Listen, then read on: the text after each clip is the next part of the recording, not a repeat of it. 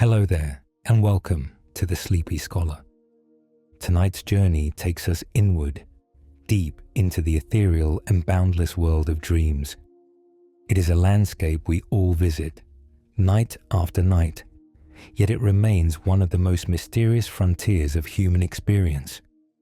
When the waking world fades and the noise of the day settles into silence, our minds continue their work, weaving complex tapestries of thought, memory, and emotion. In this quiet state, the rigid laws of reality soften, allowing for a space where time can bend, gravity can lift, and the impossible becomes suddenly, wonderfully plausible. It is a universal voyage, shared by every culture throughout history, connecting us all in a grand, silent conversation that happens only when our eyes are closed. If you enjoy these quiet explorations, consider subscribing so you can easily return here whenever you need to rest. But for now, get comfortable. Let your eyes grow heavy. Let's begin. Every human being dreams, regardless of whether they remember the journey upon waking. It is a universal heritage, shared by every person who has ever lived, from the mightiest emperors of antiquity to the quietest souls of the modern day. While it may often feel as though you have passed the night in a state of blank, unbroken darkness, your mind has in fact been incredibly active, painting vibrant scenarios and playing out complex narratives behind closed eyelids. Scientific monitoring reveals that we all enter the state of rapid eye movement sleep multiple times each night, the phase most strongly associated with vivid dreaming. The feeling of having a dreamless sleep is simply a quirk of memory, a gentle erasure by the waking mind as it shifts gears back to the demands of reality. We are all, without exception, nightly travelers in these boundless internal landscapes, united by an experience we rarely recall. The earliest known record of dream interpretation was etched with great care into clay tablets in ancient Mesopotamia. In these earliest cradles of civilization, dreams were not seen as mere flickers of the subconscious, but as vital messages sent from the gods or from realms beyond the physical world. The ancient people prized these visions highly, developing sophisticated systems to decode their meanings, which were often seen as prophecies guiding the fates of kings and commoners alike. They catalogued these nightly omens in what we now call dream books, detailed manuals that survive thousands of years, buried in the sands of time. These enduring clay fragments stand as a touching testament to humanity's long-standing desire to find meaning in the mysteries of the night. They remind us that the quest to understand our sleeping selves is as old as civilization itself. The vivid landscape of dreams was officially mapped by science only relatively recently, in the middle of the 20th century. Before this pivotal moment, in the 1950s, sleep was largely thought of by the scientific community as a passive state, a simple powering down of the body and mind, like a machine turned off at the end of the day. This changed profoundly with the discovery of rapid eye movement, or REM sleep, by researchers observing the sleeping patterns of infants and adults. They noticed that during certain periods, the eyes would dart swiftly back and forth beneath closed lids, accompanied by brain activity that looked remarkably similar to being wide awake. It was a revelation that showed sleep is not an absence of activity, but a different kind of intense mental life. We discovered a hidden theater within us, one that opens its curtains only when we have drifted away from the waking world. Dreams may serve as nightly librarians, quietly sorting through the vast archives of our daily experiences while we rest. Each day, we are bombarded with an overwhelming amount of sensory information, faces, conversations, emotions, and facts that would clutter our minds if kept indiscriminately. During sleep, particularly in the dream phases, the brain is thought to replay these memories, deciding which are vital enough to be transferred into long-term storage and which can be safely discarded. This process, known as memory consolidation, might explain the sometimes bizarre and fragmented nature of our dreams, as bits and pieces of different memories are shuffled and filed away. It is a beautiful example of the mind's inherent need for order, turning the chaos of our waking hours into the organized library of our personal history, all while we sleep peacefully. The realm of dreams is not exclusive to humanity, but likely shared by many creatures that walk the earth alongside us. If you have ever watched a dog sleeping by the fire, you have likely seen its paws twitching in a phantom chase, or heard soft sounds escape its lips as it navigates an internal world. Scientific studies on mammals and even birds have shown brainwave patterns during sleep that are strikingly similar to human REM sleep, suggesting they too experience vivid inner lives while resting. Some researchers believe that birds may rehearse their complex songs in dreams, and rats may mentally rerun the mazes they navigated during the day. It is a humbling thought that connects us to the broader web of life, realizing that the capacity for an inner imagined world is a gift shared across the animal kingdom. For a significant portion of the 20th century, many people reported dreaming exclusively in black and white.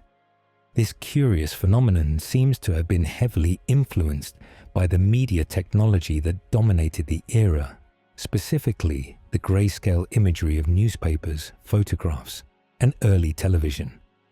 Studies conducted in the middle of the century found a high correlation between exposure to black and white media and the absence of color in dream reports, a finding that slowly reversed as color television became standard in homes around the world. It is a fascinating demonstration of how permeable our inner worlds are, absorbing the textures and tones of the technology we use in our waking hours. Our minds are incredible sponges, soaking up the environment around us and using it as the paint for our nightly masterpieces. The fundamental building blocks of our universe were organized into their current, celebrated order during a chemist's peaceful slumber. Dmitri Mendeleev had been struggling intensely for days to find a logical pattern that could connect all the known chemical elements, his mind exhausted by the immense puzzle. It was only when he finally surrendered to sleep that his subconscious mind, free from the rigid stress of concentrated thought, allowed the pieces to fall into place. He later reported dreaming of a table where all the elements fell into their correct positions based on their atomic properties, a vision so clear that he immediately wrote it down upon waking. This breakthrough, giving us the periodic table, illustrates the profound creative potential of the resting mind, capable of solving the most complex riddles when we simply let go. Time within a dream often feels vastly different from the steady, linear ticking of a clock in the waking world. You might feel as though you have lived through days, weeks, or even entire lifetimes within the span of a single night's sleep. While experiments with lucid dreamers suggest that the actual duration of dream events roughly matches real time, our memory of them is subject to a powerful form of time dilation. The dreaming mind is a master storyteller that can skip over the boring details, jumping from one significant moment to the next just as a film cuts between scenes, creating the illusion of a vast temporal expanse. It is a reminder of how elastic our perception of time truly is, stretching and compressing according to the landscape we are currently inhabiting. there is a specific mechanism deep within the brainstem that acts as a gentle gatekeeper for our dream actions, to prevent us from physically acting out the vivid scenarios playing in our minds, which could be dangerous to ourselves and others. The brain induces a state of temporary paralysis during REM sleep. This state, known as REM atonia, ensures that while you may be soaring through clouds or running across vast plains in your dream, your physical body remains safely still and relaxed in your bed. It is a marvelous protective system, a biological embrace that keeps us anchored safely in the physical world, while our minds are free to explore boundless, weightless realities. We are held securely by our own biology, allowing us to experience total freedom without risk. Many individuals find themselves visiting the same dreamscapes or facing the same scenarios repeatedly over the course of many years. These recurring dreams can feel like familiar landmarks on our nightly journeys, returning with consistent themes, settings, or emotions even as our waking lives change. Psychologists often view these repetitions not as random glitches, but as gentle nudges from the deeper self, perhaps pointing toward unmet needs or unresolved feelings that the mind is trying to process. They are like patient messengers that continue to knock softly at the door of our awareness until they are acknowledged. Far from being something to fear, they are often invitations to deeper self-understanding, enduring symbols that accompany us through different phases of our lives. Those who navigate the waking world without sight still experience rich and vivid tapestries of sensory information in their dreams. It is a common misconception that dreams are solely visual experiences. For those born blind, dreams are intense symphonies of sound, touch, taste, and emotion. Their dreams might involve navigating complex spaces through echolocation, feeling distinct textures, or experiencing deep emotional narratives that are just as immersive as any visual dream. For those who lost their sight later in life, visual imagery can persist in dreams for many years, a testament to the enduring power of visual memory. It vividly demonstrates that the essence of dreaming is not about seeing with the eyes, but about the mind's incredible ability to construct complete worlds from whatever sensory palette it has available. The specific events of our immediate past often wait a few days before fully resurfacing in our dream narratives.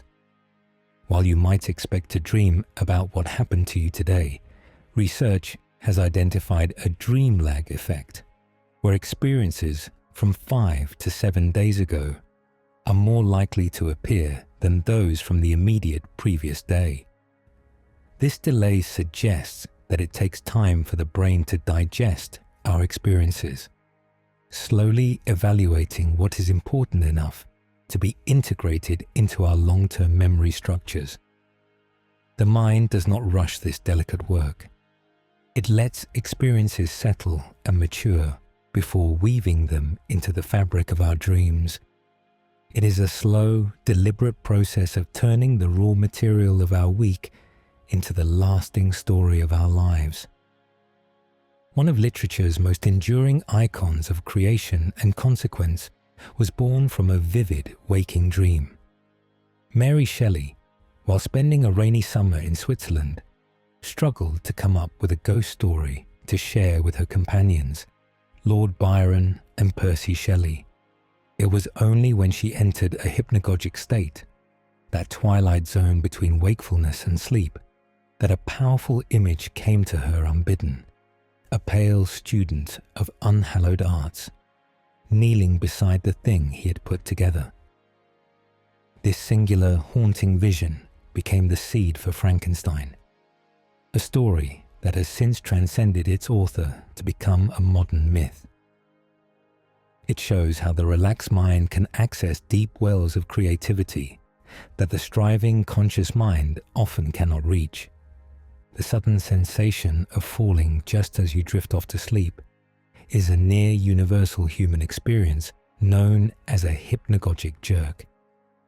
This involuntary muscle twitch, which can sometimes feel startling, is completely harmless and often happens during the transitional state between wakefulness and light sleep. Some evolutionary theories suggest this might be an ancient echo from our distant past, a reflex left over from when our primate ancestors slept in trees.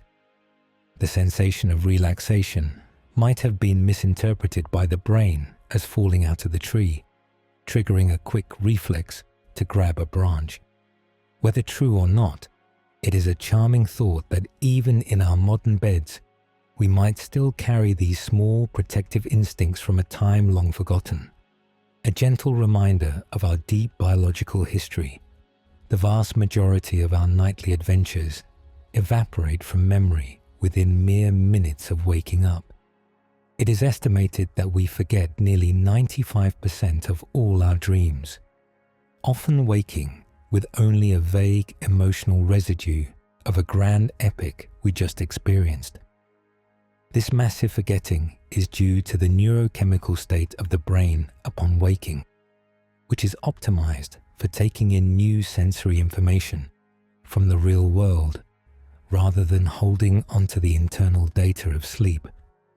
We are, in a sense, prolific artists who create elaborate masterpieces every single night, only to let them dissolve like sand castles in the morning tide.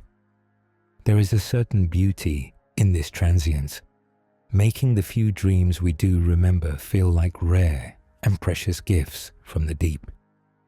Ancient Tibetan Buddhist traditions developed sophisticated practices to maintain full awareness even while deeply asleep and dreaming. Known as dream yoga, this discipline is not merely about having fun controlling dreams, but is considered a profound spiritual path toward enlightenment. The practitioners train themselves to recognize the dream state for what it is while they are in it, using that lucid awareness to meditate and realize the illusory nature of all experiences, both sleeping and waking. It is a rigorous training of the mind to remain present and awake at all times, dissolving the boundary between day and night. It reframes sleep not as a loss of consciousness, but as another opportunity for deep, unbroken, meditative clarity. Sometimes the mind plays a gentle trick, creating a convincing simulation of waking up while you are still deep in slumber. These are known as false awakenings, where you might dream that you have gotten out of bed, brushed your teeth, and even started your morning commute, only to truly wake up and realize you never left your pillow. These layered dreams can be disorienting, but they demonstrate the incredible power of the brain to perfectly model the reality we expect to see. It shows just how seamless the veil can be between our internal simulations and the external world. It is a harmless, if sometimes confusing, testament to the magnificent realism our own minds can generate. Dreams may act as a form of overnight therapy, gently taking the sharp edges off our difficult emotional experiences. Research suggests that during REM sleep, the brain reactivates emotional memories in a neurochemical environment that is relatively free from stress-inducing molecules like noradrenaline.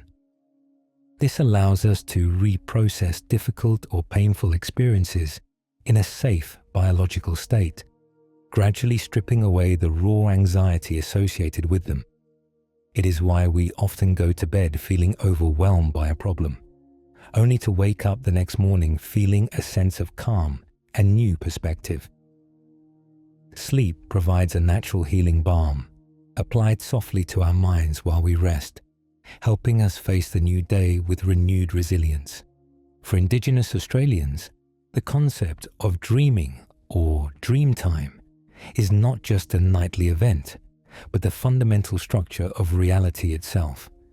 It is a profound and complex worldview where the dreaming refers to the every when, a sacred state where the past, present, and future exist simultaneously.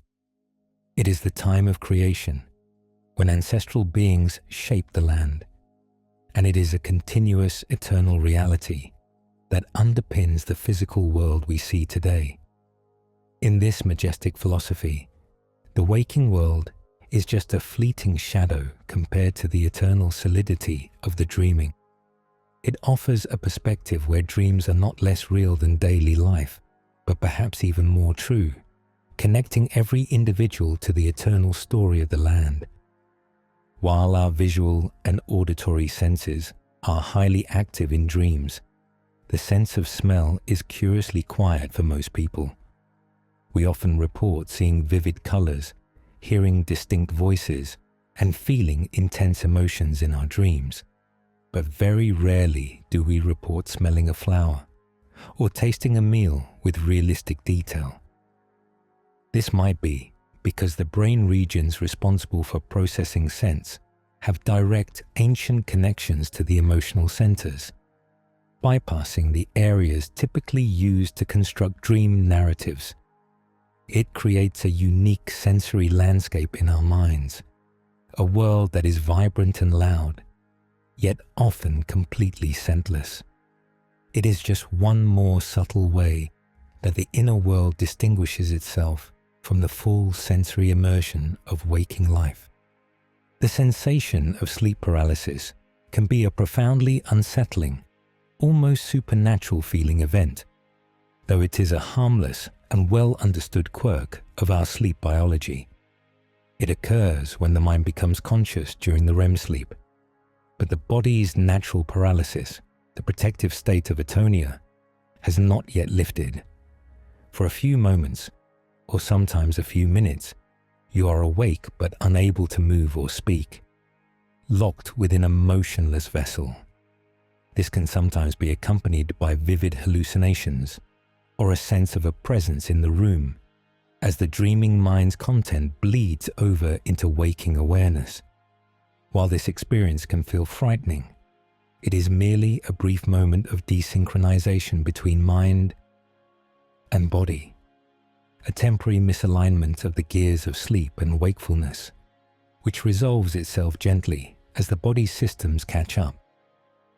The concept of sharing a dream with another person, a truly simultaneous and interconnected experience, remains firmly in the realm of science fiction and profound wishful thinking. Despite anecdotal reports of friends or partners claiming to have had the same dream, these are almost always explained by coincidence, shared daily experiences, or the suggestive power of discussing the dreams after waking. The dream itself is a radically subjective and private construction, built from the unique architecture of an individual's brain, memories, and emotions. While we can share our waking world, the world we build when we close our eyes is, by its very nature, a solitary kingdom. It is a universe built for one, a private gallery of the soul that no one else can truly enter. The specific muscle that moves your vocal cords, the larynx, is just as paralyzed as the rest of your body during REM sleep. This is why you can never truly scream for help out loud, even during the most terrifying nightmare, though you may feel as though you are shouting with all your might within the dream itself. Your brain sends the signal to cry out, and your dream self experiences the effort of the scream. But the physical mechanism is safely offline, courtesy of REM atonia. Any sounds you might make during a nightmare, such as a whimper or a moan, are usually produced in the lighter stages of non-REM sleep, when the body's paralysis is not in effect. It is another layer of the body's protective wisdom, ensuring our nightly dramas remain silent films. The creative potential of our dreams has been a source of inspiration for some of the most iconic music in modern history. Paul McCartney famously awoke one morning with a complete, haunting melody playing in his mind, so perfect that he was convinced he must have plagiarized it from an old classical piece. He spent weeks playing it for friends and experts, asking if they recognized it, before finally accepting that this beautiful tune was a gift from his own subconscious. That melody became Yesterday, one of the most recorded songs ever written. It is a stunning example of the mind's ability to compose and create, even when we are not consciously working, delivering fully formed masterpieces from the quiet, mysterious workshops of sleep. A small fraction of the population possesses the remarkable ability to become fully aware that they are dreaming, a state known as lucid dreaming. From within this state, they can often exert a degree of control over the dream's narrative, changing the scenery, summoning objects, or choosing to fly at will. This is not a supernatural power, but a learned mental skill, a form of metacognition where the mind becomes aware of its own state of consciousness. It is like becoming the director of your own internal movie, able to step inside the story and shape its outcome. For those who cultivate this ability, the nightly dreamscape transforms from a passive experience into an active, boundless playground for exploration and creativity. The strange, often illogical, and emotionally intense nature of dreams can be partly explained by the specific parts of the brain that are active during REM sleep.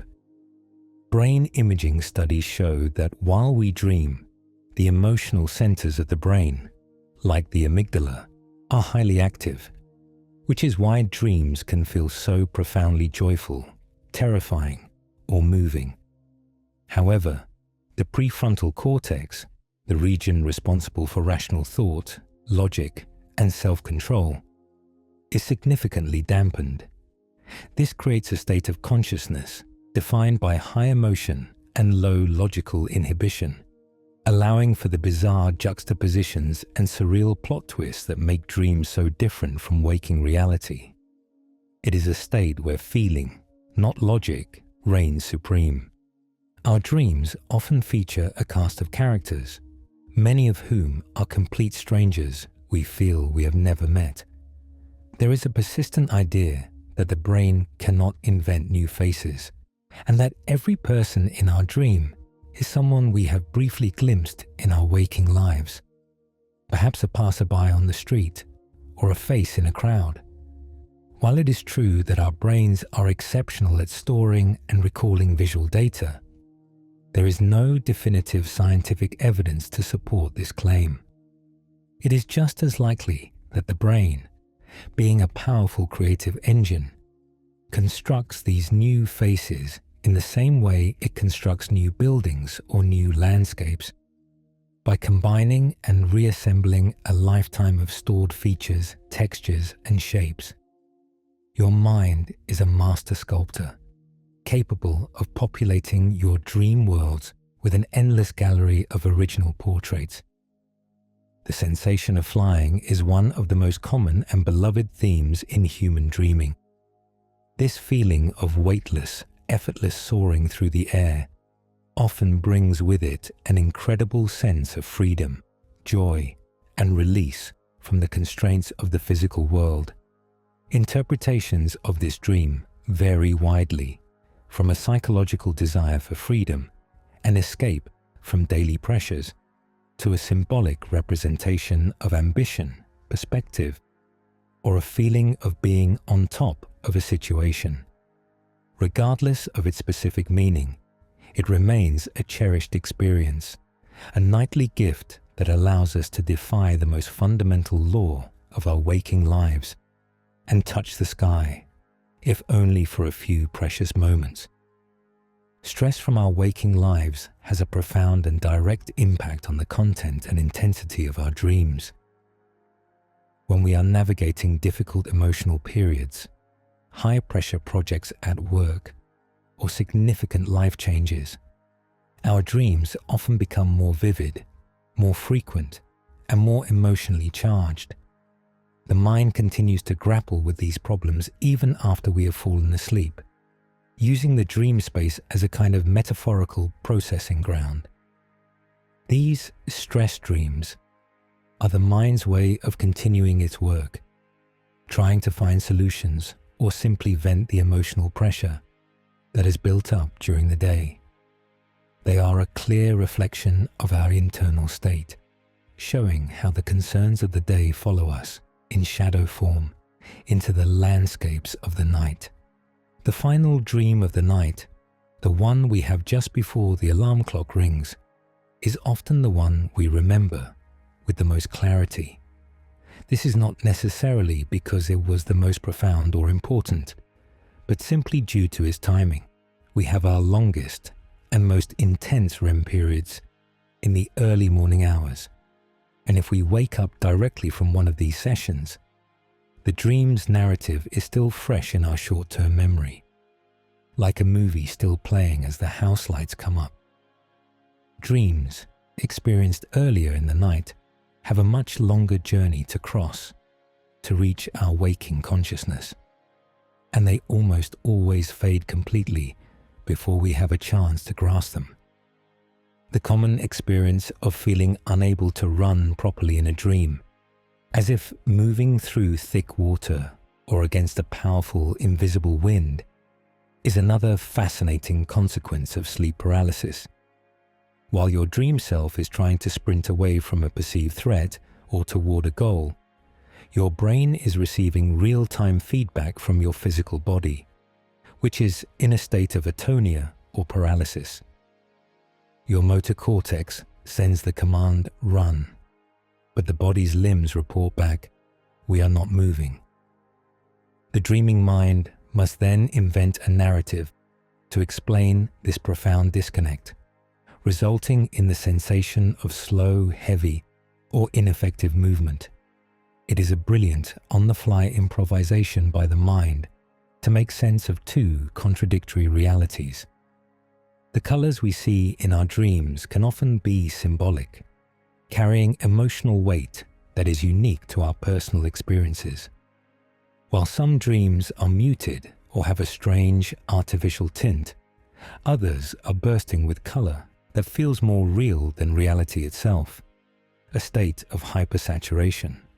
A splash of bright red might represent passion or danger, while a calming, deep blue could symbolize peace or melancholy. These colors are not random. They are chosen by the subconscious from our vast palette of memories and associations to amplify the dream's emotional tone.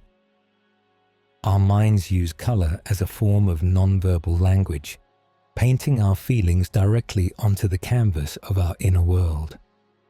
In the 1970s, a researcher named Anne Faraday helped pioneer the idea that the average person could learn to understand their own dreams without the need for a professional interpreter. She championed the idea of keeping a dream journal, a simple practice of writing down any recalled dreams immediately upon waking, before they have a chance to evaporate. She suggested that by simply observing the patterns, recurring symbols, and emotional themes over time, we could gain invaluable insights into our own subconscious minds. This practice demystified dream analysis, transforming it from a clinical tool into a personal one. It empowers each of us to become the curious explorers of our own inner landscapes, holding a pen as our flashlight in the beautiful, shadowy world of sleep. There is a specific state of dreaming known as an epic dream, which is characterized by an incredibly complex, long-form narrative that can feel as though it spans days or even years. These dreams are often highly structured, with a clear plot, character development, and a vast, internally consistent world, much like a novel or a feature film. People who experience these nocturnal sagas often wake up with a feeling of awe at the sheer scale of the story their mind was able to construct. It is a powerful demonstration of the brain's capacity as a master storyteller, capable of producing entire worlds and histories complete with intricate details, all in the span of a single night's rest. The dreams of pregnant women often become exceptionally vivid, frequent, and intensely focused on themes of birth, babies, or motherhood.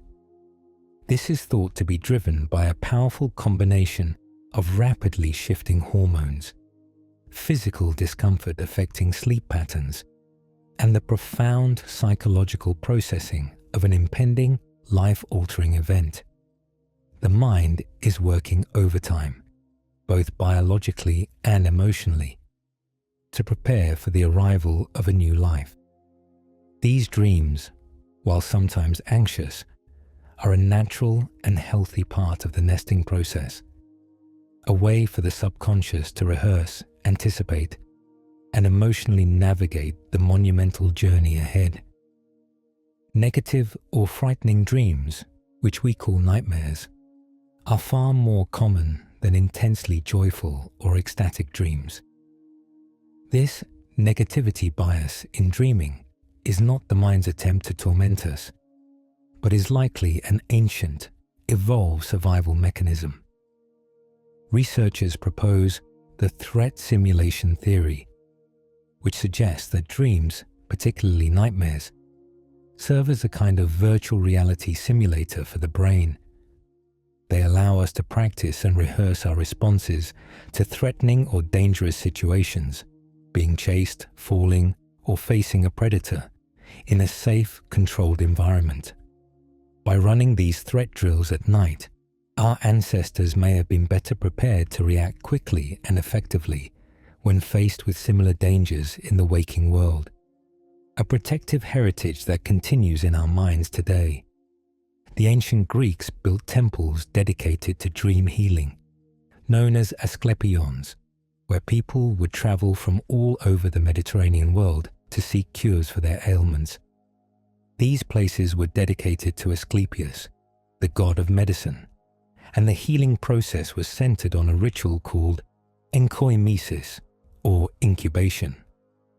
Supplicants would sleep within the sacred halls of the temple, often on a pallet of straw, hoping that the god would visit them in their dreams, either performing a divine cure directly or providing a vision that would instruct the temple priests on the proper treatment.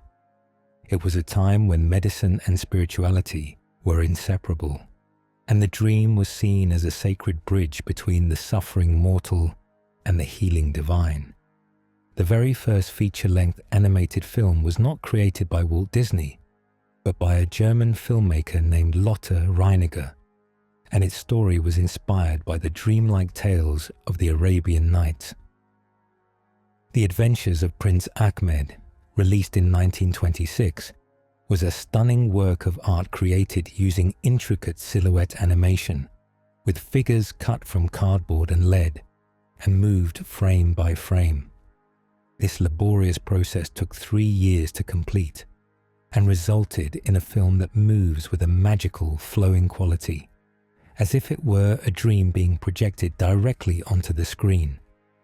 It is a beautiful historical note, showing how the ethereal, shadowy, and magical quality of dreams has inspired filmmakers since the very beginning of the art form. While dreams are often seen as purely internal events, they can sometimes trigger profound physical reactions. The phenomenon of sleep crying is a clear example, where the intense sadness, grief, or joy experienced within a dream is powerful enough to activate the tear ducts in the physical body. A person might wake up with a wet pillow and the distinct, lingering ache of having wept, even if the specific details of the dream have already faded. It is a poignant and powerful reminder of the deep, undeniable connection between our emotional inner lives and our physical selves, showing that the feelings we experience in dreams are, in that moment, entirely real. The content of our dreams is often drawn from the vast, deep well of our long-term memories rather than just the events of the previous day. This is why it is so common to dream of people we have not seen in decades, or to find ourselves walking through a perfect recreation of a childhood home we have not visited in years. The dreaming mind is a great archivist, wandering the long corridors of our past, pulling old, forgotten files and weaving them into new narratives. These dreams can be a source of great comfort, allowing us to briefly reunite with lost loved ones or revisit places that shaped who we are. A nightly pilgrimage back to the roots of ourselves. A profoundly different event from a nightmare. A night terror is a sudden and dramatic arousal from the deepest stage of non-REM sleep, not from the dream-filled REM stage. This distinction is crucial, as the person experiencing it is not dreaming in the narrative sense, but is instead caught in a primal state of partial arousal, their body flung into a state of high alert, while their conscious mind remains almost entirely offline. They may sit up, cry out, or appear terrified, but they are not reacting to a story. They are reacting to a biological misfire, a sudden jolt from the very deepest, most restorative phase of sleep. The next morning, they will have no memory of a frightening story, no lingering narrative of being chased, only a void, because there was no dream to remember. It is a physiological event, not a psychological one.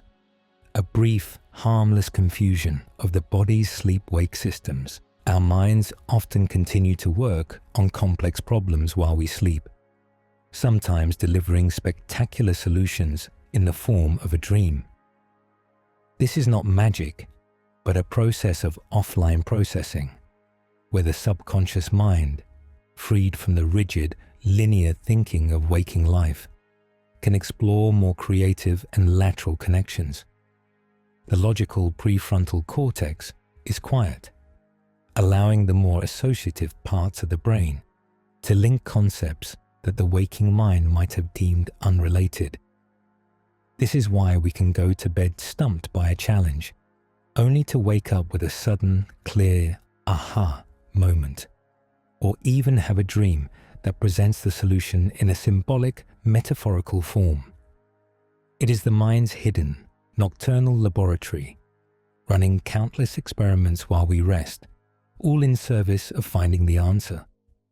It is a common feature of dreams that we cannot read text clearly or accurately tell the time from a clock face. In the dream state, the specific brain regions responsible for the fine-tuned, logical processing of language and numbers, located in the left hemisphere, are significantly less active. When a dreamer looks at a page of text, the words may appear to shimmer, morph, or dissolve into meaningless symbols. Likewise, a glance at a clock might show an impossible time, or the numbers might change erratically with each subsequent look. This is a classic tell for lucid dreamers, who often use the illegibility of text as a reality check to confirm that they are, indeed, dreaming.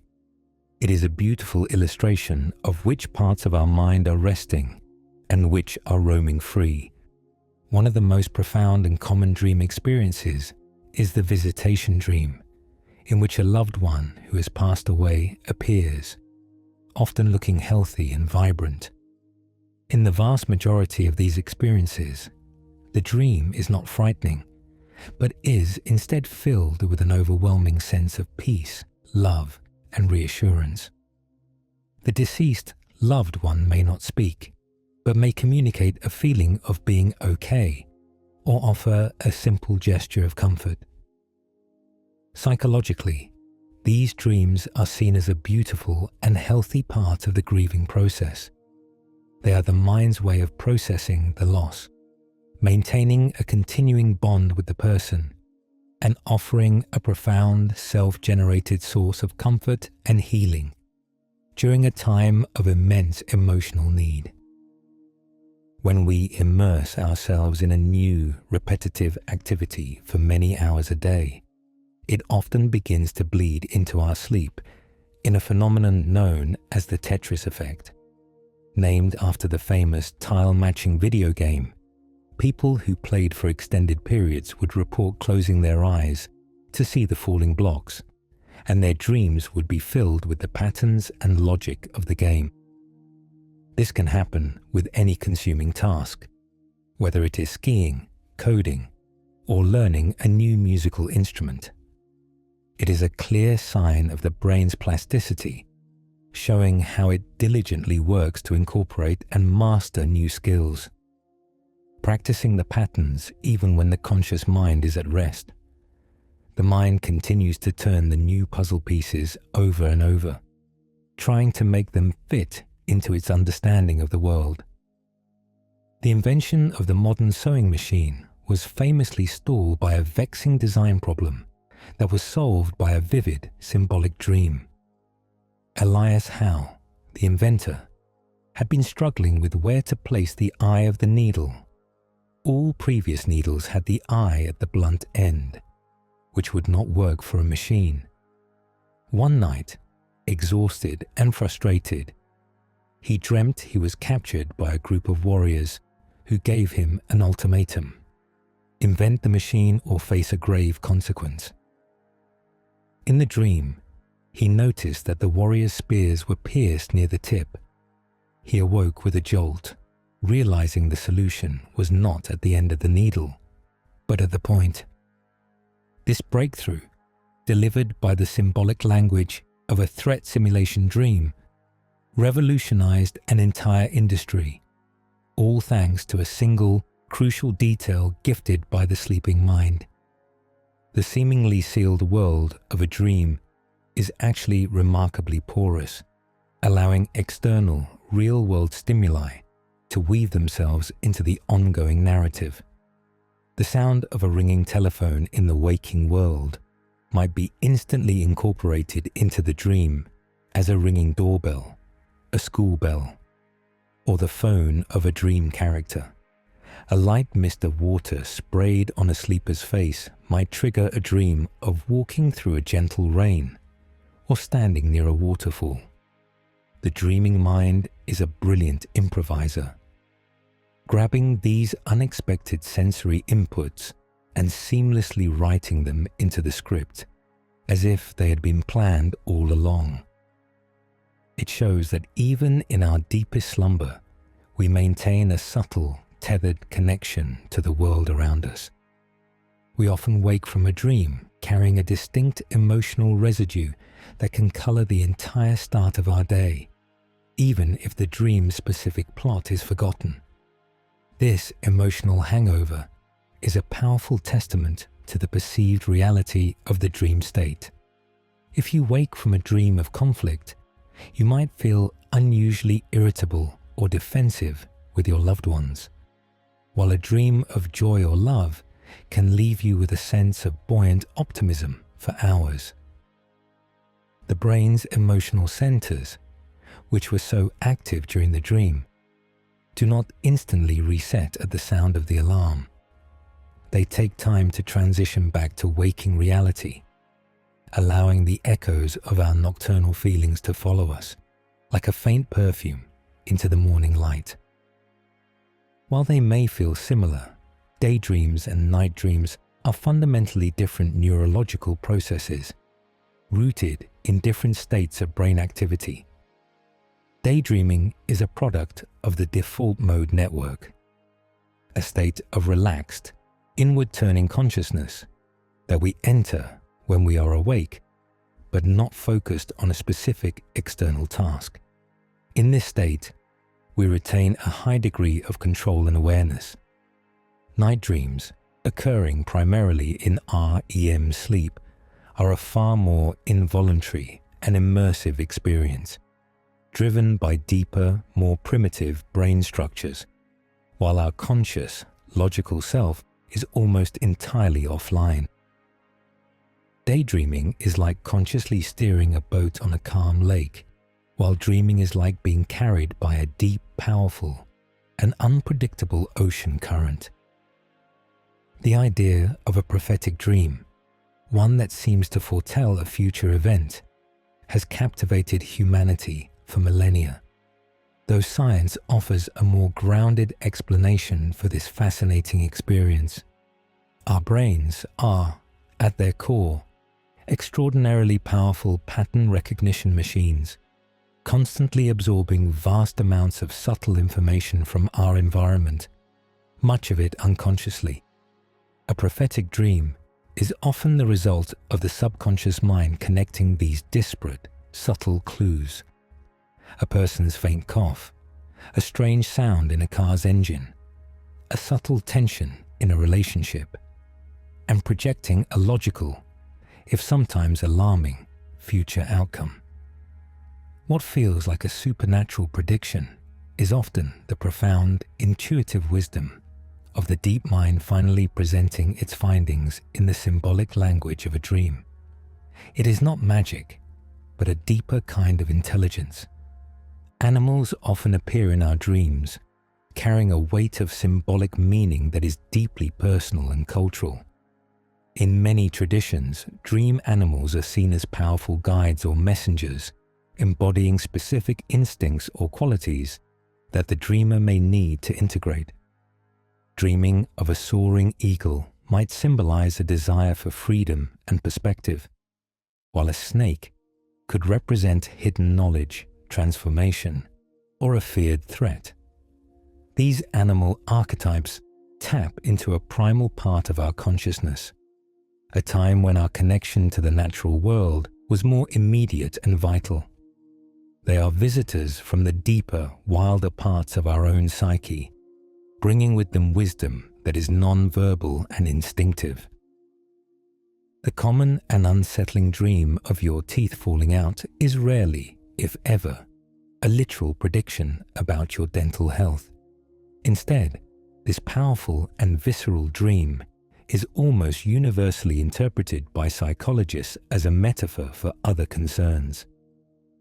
Teeth are primary tools for communication, speaking, smiling, and losing them in a dream can symbolize a feeling of powerlessness in your waking life, a fear of being unable to express yourself, or anxiety about being misunderstood.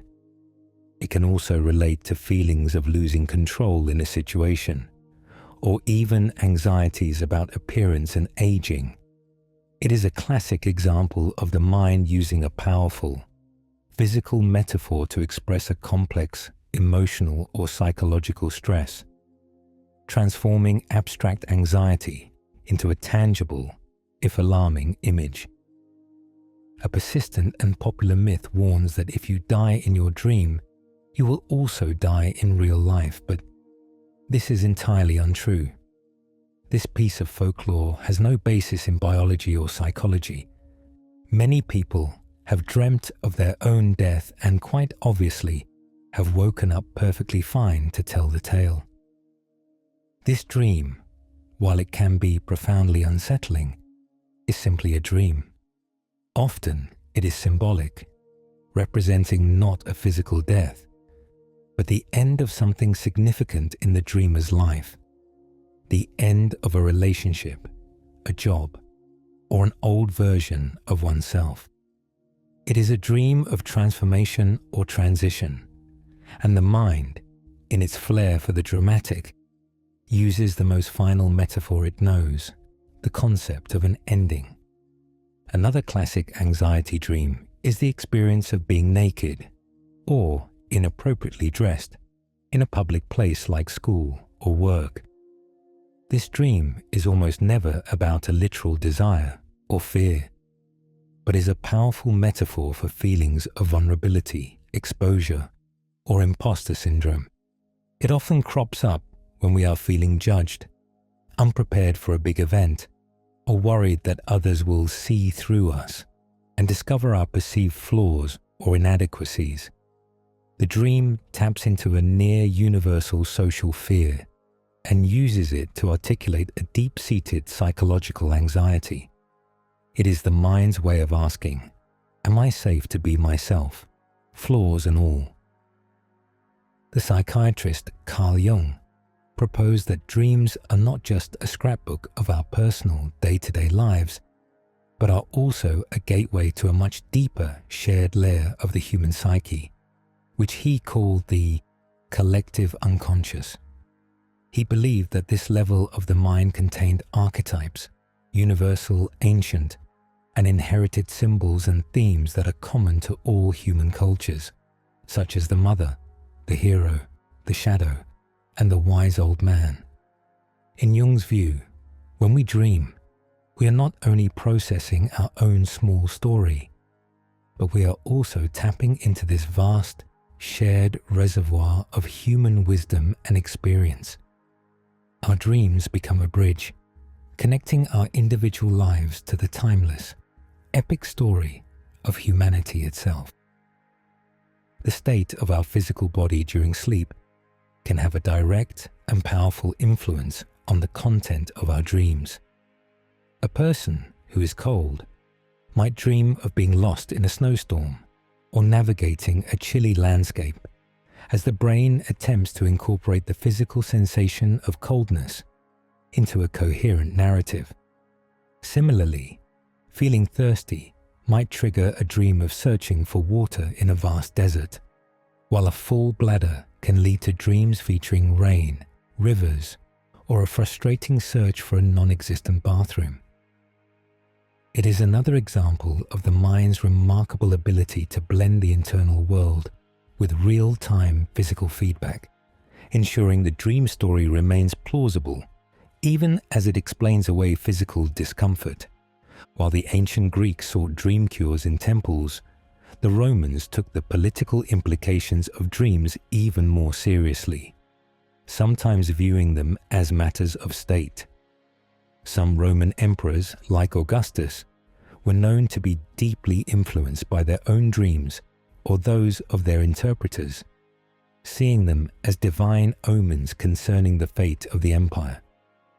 At certain times in Roman history, dreams were even required to be reported to the Senate for official analysis, as it was believed a significant dream, especially one from a prominent citizen, might contain a prophecy or a warning meant for the entire public. It was a time when the boundary between one person's private sleeping mind and the destiny of the nation was seen as incredibly thin. For individuals recovering from substance dependence, the return of vivid, intense dreaming is a common and often startling experience known as REM rebound. Many substances, particularly alcohol and some sedatives, suppress the REM sleep stage, effectively shutting down the brain's primary dreaming state for long periods.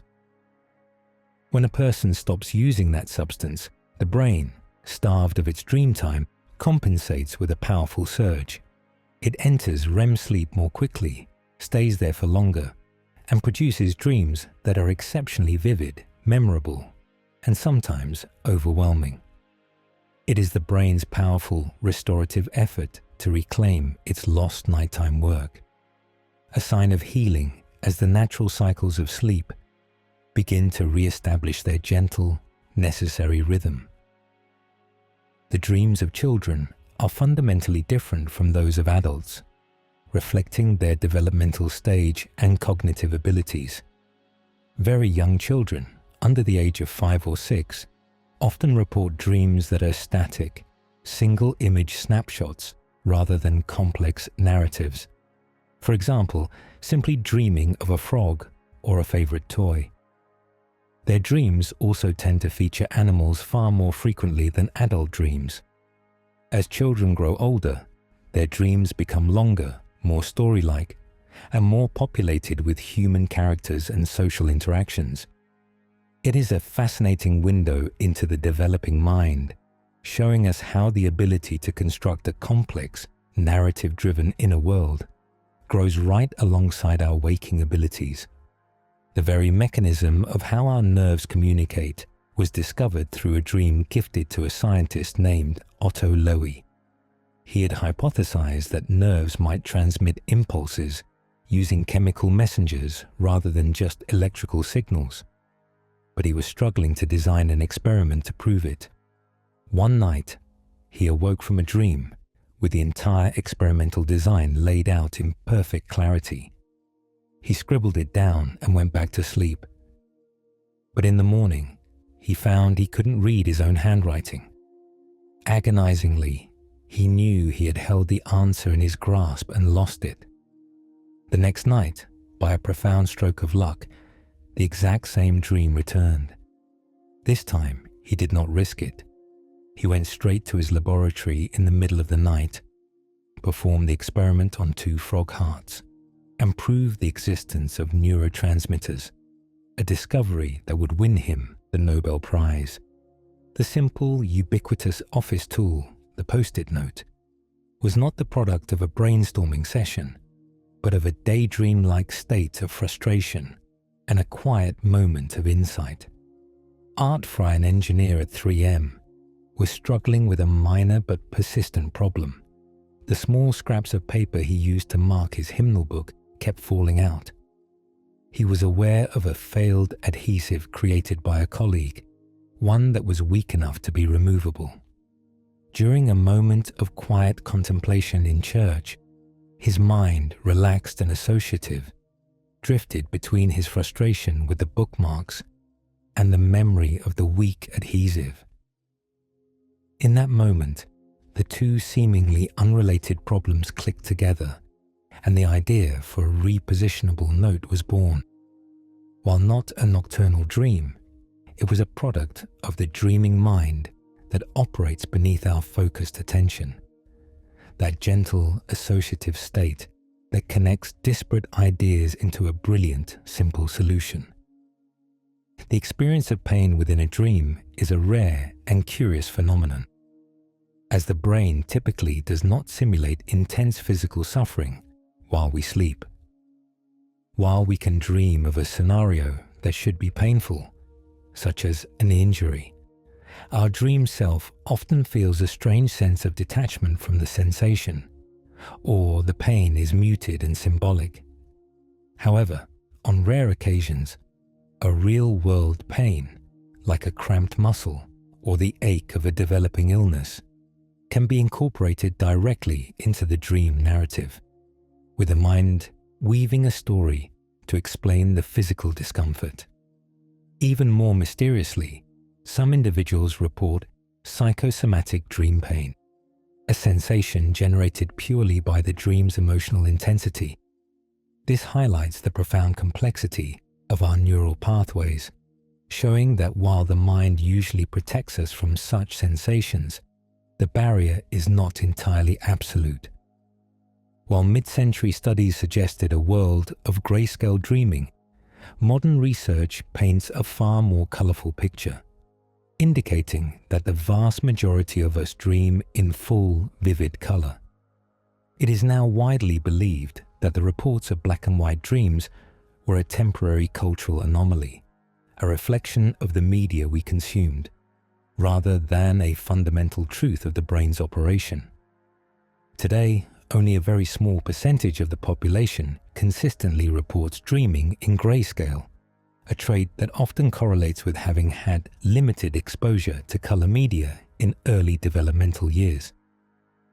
For most of us, the inner world is just as huge as the outer one, and sometimes even more so, with our subconscious mind using super-saturated symbolic colors to paint the emotional landscape of our rest.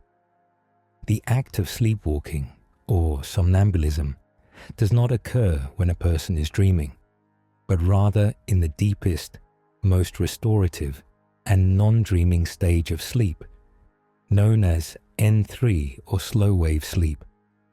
This is a common misconception, as we associate such complex behavior with a narrative, but the sleepwalker is not acting out a dream. Instead, their brain is in a strange hybrid state.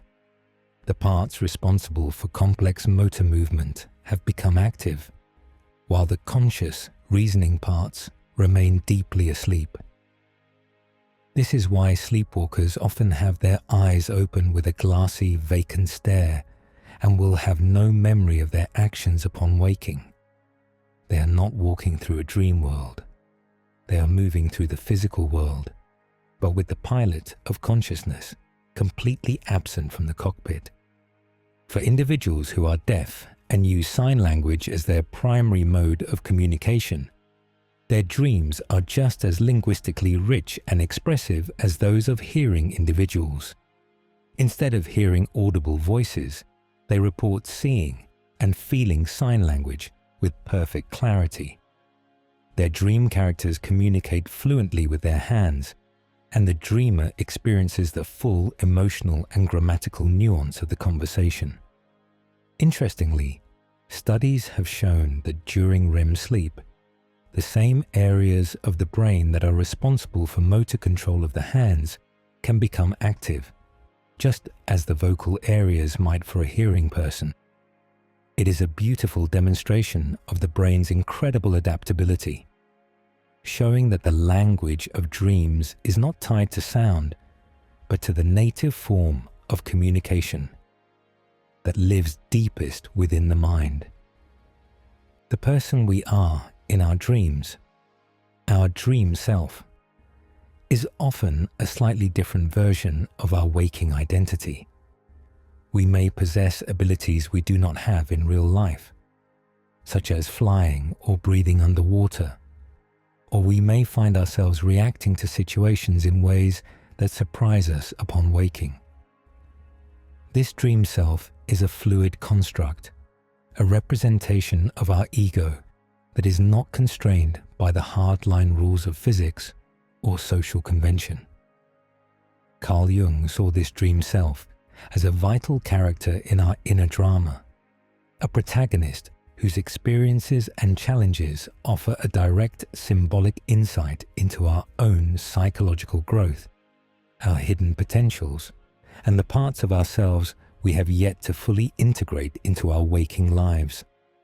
The content of our dreams is not created in a vacuum, but is subtly and powerfully shaped by the culture we are immersed in. Anthropologists studying dream reports from around the world have found fascinating variations that mirror cultural anxieties, values, and beliefs. In some cultures, dreams are filled with ancestors and spiritual guides, reflecting a worldview where the spiritual and physical worlds are deeply intertwined. In contrast, dreams in highly industrialized societies might be more populated with anxieties about work, technology, or social status. As globalization connects our world, some researchers have even noted a homogenization of dream content, with media figures and global anxieties like climate change beginning to appear in dream reports across diverse cultures, a testament to our shared global consciousness. The surrealist painter Salvador Dalí actively used the strange, illogical state of hypnagogia, the threshold of sleep, as a primary tool for his artistic creation. He developed a technique he called paranoia critical, where he would sit in an armchair, holding a heavy metal key in his hand, with a metal plate placed on the floor directly beneath it.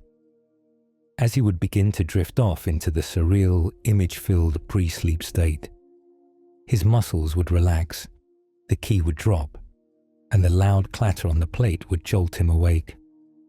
In that instant, he would capture the bizarre, powerful, and unrelated images his mind had just produced, using them as direct inspiration for the otherworldly landscapes and melting clocks that made him famous.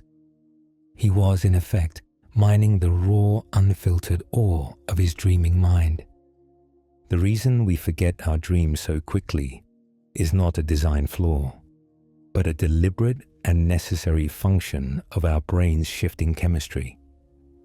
To create the vivid, emotional, and memory-rich tapestry of REM sleep, the brain is bathed in a specific cocktail of neurotransmitters, particularly high levels of acetylcholine. However, as we begin to wake up, this chemical balance must rapidly shift to prepare us for the waking world. The brain is flooded with noradrenaline and serotonin, chemicals that are essential for attention and logical thought. but which are also unfriendly to the retention of REM state memories. We are designed to let the dreams go, to wipe the slate clean so that we can face the new day's reality with a clear and present mind. The term fever dream is a specific and accurate descriptor for the types of dreams experienced during a high fever. These dreams are not just standard nightmares. The intense heat of a fever and the body's immune response temporarily alter the brain's normal chemistry. This can lead to dreams that feel unusually vivid, strange, and emotionally intense, with themes of distortion, repetition, or odd looping scenarios. The experience can be unsettling, but it is a direct physiological consequence of the body's battle with illness. As the fever passes and the brain's chemistry settles, these peculiar, fevered dreamscapes fade away, just like the illness that produced them. Beyond the threat simulation theory, some scientists propose a more gentle, social function for our dreams. The social bonding theory of dreaming suggests that our dreams are a space where we rehearse and manage our social relationships. Our minds use the dream state to replay, analyze, and simulate interactions with our family, friends, and colleagues, helping us to better understand social cues, navigate complex group dynamics, and strengthen our feelings of empathy and connection. In this view, dreams are a kind of nightly social gym, where we practice the vital skills of being a cooperative human, strengthening the bonds that allowed our ancestors to survive and thrive in complex communities. While we cannot ask animals what they dream about, modern science has given us a remarkable window into their sleeping minds. Studies on rats, for instance, have shown that as they sleep, their brains replay the exact same neural firing patterns that were used when they learned to navigate a maze earlier that day. What's more, the brain replays these patterns in fast forward, as if a compressed, high-speed movie of the day's learning is being played. This suggests that, far from just twitching, animals are engaged in the same vital process of memory consolidation as humans. Their minds are busy at night, sorting, filing, and rehearsing the important lessons of the day, a cognitive process that is likely experienced as a dream. Occasionally, a person may experience the unsettling dream of looking into a mirror and seeing a distorted face, a stranger, or no reflection at all. This is not a supernatural event, but a fascinating quirk of dream construction. Our sense of self, our face, in a dream, is a high-level cognitive construct, not a direct visual feed. The brain region responsible for facial recognition, the fusiform gyrus, may be operating differently or less precisely in the dream state. When the dreaming mind tries to render its own reflection, the complex data stream can get muddled, resulting in these strange and symbolic distortions. It is a metaphor for a shifting identity, or perhaps just a momentary glitch in the brain's internal graphics engine. The classic anxiety dream of being unprepared for a test, even for adults who have been out of school for decades, is a near universal metaphor for performance anxiety. This dream is almost never about the specific test. It is the mind's chosen symbol for any situation in waking life where we feel judged, scrutinized, or unprepared to meet expectations. It could be triggered by a new project at work, a difficult conversation, or a general feeling of not being good enough. The school setting is simply a powerful primal memory of a time when our performance was explicitly and regularly tested, making it the perfect enduring stage for our adult anxieties to play out. Dreams feel so incredibly real and immersive while we are in them because the brain is operating as a closed system. When you're awake, Your perception of reality is constantly being updated and fact-checked by new information from your eyes, ears, and other senses. In a dream, these external inputs are shut off. The brain is generating the entire world and your experience of it, all from within. There is no external data to contradict the narrative, no reality to compare it to. In this state, the brain accepts the internally generated world as the only reality, which is why, in the moment, flying seems perfectly logical and talking animals seem perfectly normal. The idea of planting a specific new idea into someone else's mind during a dream, as popularized by films like Inception, is not possible with our current understanding of neuroscience. While external stimuli like a sound or a mist of water can be incorporated into a dream, they cannot be used to direct the narrative in such a precise and deliberate way. The dream is a chaotic, deeply personal, and associative process, not a linear, writable code. You cannot insert a complex thought, because the dreaming mind itself is not working with that kind of logic. The dream is woven, not built, from the dreamer's own memories, emotions, and concerns. While dream sharing, in the telepathic sense, is not a recognized phenomenon, the social sharing of dreams has been a vital, foundational practice for many cultures throughout history. In some indigenous tribes, such as the Iroquois, the day would begin with a family gathering to discuss the dreams of the night. These dreams were not seen as trivial, but as important messages for the community, offering guidance, warnings, or insights. A dream of a failed hunt might lead the group to change their plans, while a dream of a specific person might prompt an act of reconciliation. In these cultures, the dream was not a private, sealed-off experience, but a collective resource, a shared map for navigating the challenges of waking life. The continuity hypothesis of dreaming is a simple but powerful theory that suggests our dreams are, for the most part, a direct and unfiltered reflection of our waking lives. This view stands in contrast to theories that see dreams as deeply hidden, complex codes. Instead, it proposes that what we dream about is what we care about. If you are worried about a relationship, you will dream about that person. If you are excited about a new hobby, you will dream about that hobby. The dreaming mind, in this view, is not a cryptic puzzle maker, but a loyal companion, continuing to process the same joys, fears, and passions of our day, just in a different, more metaphorical language. Our nightly journey into sleep is not a simple descent, but a ride on a gentle, repeating carousel of brain states that cycles over and over, roughly every 90 minutes. This is known as the sleep cycle.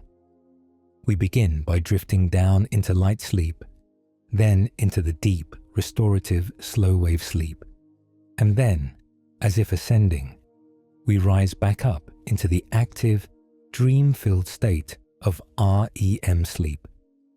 This entire 90-minute journey from light to deep to dream then repeats itself 4 or 5 times throughout the night. The deep sleep phases are longest at the beginning of the night, helping to restore the body, while the REM dream phases get progressively longer and more intense as morning approaches, restoring the mind. The ancient Egyptians held a complex and sophisticated view of the soul, believing it was composed of multiple parts, one of which, the ba, was thought to travel outside the body during sleep. This ba was often depicted as a bird with a human head, a symbolic representation of a mobile consciousness that could journey between the world of the living and the duat, or underworld. Dreams, therefore, were not seen as mere mental fabrications, but as the literal, true-life adventures of the Ba in these other realms. They were direct experiences from the spiritual plane, bringing back divine messages, warnings from deceased ancestors, or profound insights from the gods.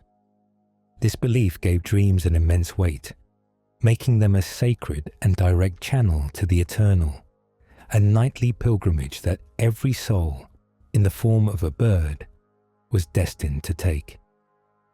The experience of déjà vu, that sudden, unsettling feeling of having already seen or already lived a moment, has a fascinating, if elusive, connection to dreaming. While neuroscience offers many explanations for this phenomenon, such as a slight delay in the brain's processing of information, creating a double perception, a more romantic and persistent theory links it to our dreams. This idea suggests that the strange familiarity of a déjà vu moment comes from a forgotten dream. Perhaps we rehearsed a similar scenario in our sleep, or saw a symbolic fragment of the scene, which was then filed away. When we encounter the real-world equivalent, that dormant dream memory is triggered, creating a powerful but unplaceable echo of a life we have, in a sense, already experienced in the vast, predictive landscapes of our sleep.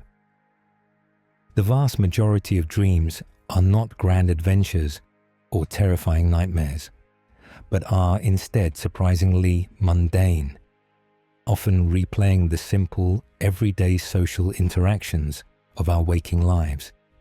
This finding, from decades of analyzing dream reports, supports the social simulation theory of dreaming. Our minds, it seems, are less interested in preparing us for rare, dramatic threats, and more concerned with the constant, complex, and subtle work of navigating human relationships. We dream about conversations, misunderstandings, friendly gatherings, and awkward encounters, as if our brain is a dedicated student of social science, endlessly reviewing the footage of our daily lives, practicing empathy, and trying to better understand the other minds we must interact with to survive and thrive. There is a fascinating and rare phenomenon known as mutual dreaming, which is distinct from the fictional concept of dream sharing and refers to the act of dreaming about the same topic or person on the same night. This is not a telepathic link, but a beautiful testament to our shared experiences and deep emotional connections. When two people, such as close partners or siblings, are going through a significant emotionally charged event together, like moving to a new city or grieving a loss, their minds are both intensely processing the same material. It is not surprising then that their independent private dreams might converge on similar themes, symbols, or narratives. It is a sign of emotional synchronicity, a poetic resonance between two minds that are walking the same path, even in sleep. The concept of a dream catcher, now a popular cultural object, originates from the Ojibwe people of North America and was traditionally created as a protective talisman for infants. The original web was woven on a small circular hoop of willow, and its purpose was not to catch all dreams, but to filter them. The intricate web was believed to let the good dreams, which are gentle and know their way, pass softly through the center hole and down the feathers to the sleeper below. The bad dreams, however, being confused and disruptive, would become entangled in the web, where they would be held fast until the first light of the morning sun, which would cause them to evaporate like the morning dew. It is a beautiful, tangible piece of poetry, a mother's wish for a child's peaceful rest. The dreams of people who are bilingual or multilingual are a fascinating, fluid dance between their different linguistic identities. Depending on their life context, A bilingual person might dream entirely in one language, or they may find themselves code switching within the dream itself, seamlessly moving between languages just as they might in waking life. The specific language used in the dream is often tied to the emotional content or the characters present. They might dream in their mother tongue when interacting with family, but switch to their second language when in a dream setting related to work or travel. It shows that language is not just a tool, but a fundamental part of how we structure our reality, both waking and sleeping. There is a small, specific set of dream themes that are almost universal, appearing in dream reports from cultures all across the globe, regardless of language or lifestyle. These archetypal dreams include the sensations of falling, flying, being chased, being naked in public, or finding new, undiscovered rooms in a familiar house. The remarkable consistency of these themes suggests they are not born from our individual daily lives, but from a deeper, shared human inheritance. They may be symbolic representations of our most primal emotions, our fears, our ambitions, our vulnerabilities, and our curiosity. They are the common, ancient stories that the human psyche tells itself, night after night, in every corner of the world. While many dreams are forgotten, the simple act of intending to remember them can significantly increase your recall rate.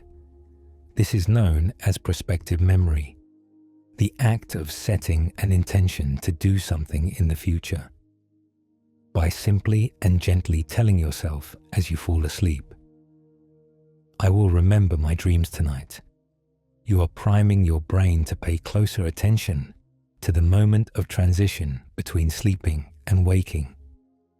Keeping a dream journal by the bed reinforces this intention.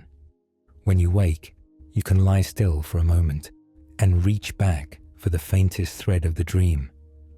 This quiet, conscious effort signals to the brain that these internal experiences are valued, and in response, the brain slowly becomes better at holding on to them, just long enough to be written down.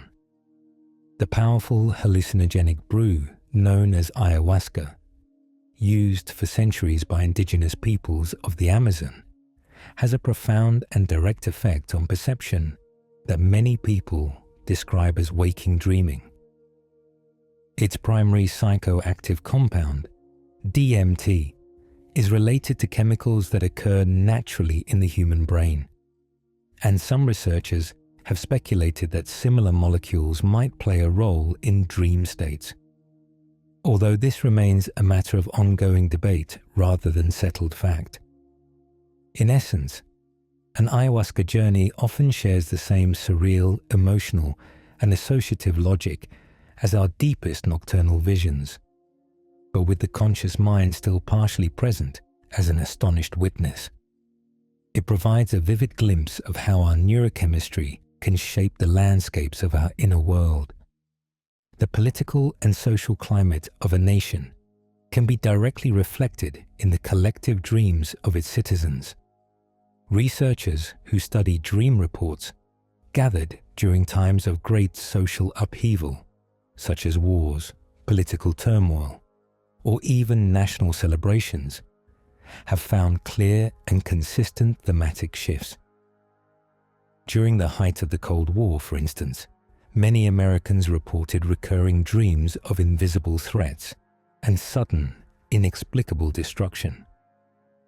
During the recent global pandemic, dream reports worldwide showed a massive spike in themes of confinement, contamination, and social anxiety. These findings show that our dreams are not just personal, they are also communal. They are sensitive barometers of our collective psyche, reflecting the shared hopes and fears of an entire society. The first psychological theory to place dreams at the center of mental health was developed by Sigmund Freud, who famously called them the royal road to the unconscious. Before Freud, dreams were often dismissed as meaningless biological noise. Freud, however, proposed that they were the most valuable tool we have for understanding the hidden parts of our own minds. He distinguished between the manifest content of a dream, the literal, surface-level story, and the latent content, which was the hidden, symbolic, and often wish-fulfilling meaning buried beneath. While many of his specific interpretations are no longer widely accepted, his core idea was revolutionary. He taught us that our dreams matter, that they are messages from ourselves to ourselves, written in a deep, symbolic code. The physical posture in which you sleep can sometimes have a subtle influence on the emotional tone of your dreams. While research in this area is still emerging, some studies and anecdotal reports suggest connections between our bodies and our narratives. People who sleep on their stomachs, for instance, sometimes report more intense, vivid, or emotionally charged dreams, which may be related to the slight, continuous physical pressure on the respiratory system. Conversely, those who sleep on their right side may report, on average, more positive and peaceful dream content compared to left-side sleepers. While these are not hard and fast rules, it is a fascinating reminder that the sleeping mind is never fully disconnected from its physical vessel, and the comfort of the body can gently nudge the direction of its stories. The idea of brainwashing or implanting commands through sleep learning, known as hypnopedia, has been a staple of dystopian science fiction, but the real-world science is far more limited. Our brains are indeed active during sleep and can process simple, external auditory information. Studies have shown, for example, that we can strengthen the memory of a previously learned melody by playing it softly during sleep, or even create a subtle, unconscious aversion to a smell. However, the sleeping brain cannot easily process complex, new, or logical information like language. It cannot learn the meaning of a new word or absorb a complicated idea. The conscious, analytical part of the mind must be awake to learn. Sleep, it seems, is for consolidating what we already know, not for learning what we do not. The concept of a soulmate or fated lover was first given one of its most famous and romantic descriptions in a text that presents itself like a story from a dreamlike state. In Plato's Symposium, the playwright Aristophanes tells a mythical tale, explaining that humans were originally androgynous beings with 4 arms, 4 legs, and 2 faces. These powerful creatures became arrogant, and so the god Zeus, to humble them, split them in half. Ever since, each half has been wandering the earth, filled with a deep instinctual longing to find its other, original half. This profound feeling of wholeness upon finding one's true love, he explains, is this ancient, primal memory of reunification. This foundational myth of romantic love, which has shaped our culture for millennia, was itself presented as a kind of waking dream, a profound truth emerging from a symbolic, divine story. There is a distinct and curious type of dream, known as the prodromal dream, which seems to foretell the onset of a physical illness before the dreamer is consciously aware of any symptoms. For example, a person might have a vivid dream of feeling a strong pressure in the chest or a constriction in the throat, only to wake up and days later be diagnosed with a chest infection or a throat illness. This is not a psychic power, but a stunning example of the mind's sensitivity to the body. The dream is picking up on incredibly subtle, subclinical physical cues, a faint inflammation, a slight change in breathing, that the busy, waking mind has filtered out. The dreaming mind, in its quiet, symbolic way, is simply sounding the first, gentle alarm bell. The very last sense to shut down as we fall asleep is our hearing. It is the gatekeeper that stands vigilant, the last tether connecting us to the external world, even as our vision fades and our bodies relax. This is an evolutionary holdover, a protective mechanism that allows a sleeping ancestor to be jolted awake by the sound of a snapping twig or a nearby predator. This is also why sounds from our environment, like a siren or a ringing phone, are so adept at weaving themselves into our dreams. The ear is still listening, the auditory cortex is still processing, and the dreaming mind, ever the resourceful storyteller, simply takes that real-world sound and makes it part of the internal script. The intense, rapid-fire brain activity during REM sleep, the state where most vivid dreams occur, burns a tremendous amount of metabolic energy. In fact, brain imaging studies show that the brain consumes just as much, and in some cases more, glucose and oxygen during this dream-filled sleep, as it does during periods of intense, focused, waking concentration. This is a clear testament to the sheer amount of work that is being done during sleep. The mind is not at rest. It is furiously active, building worlds, processing emotions, filing memories, and rehearsing scenarios. This intense energy consumption is the biological price of our nightly creativity and psychological healing.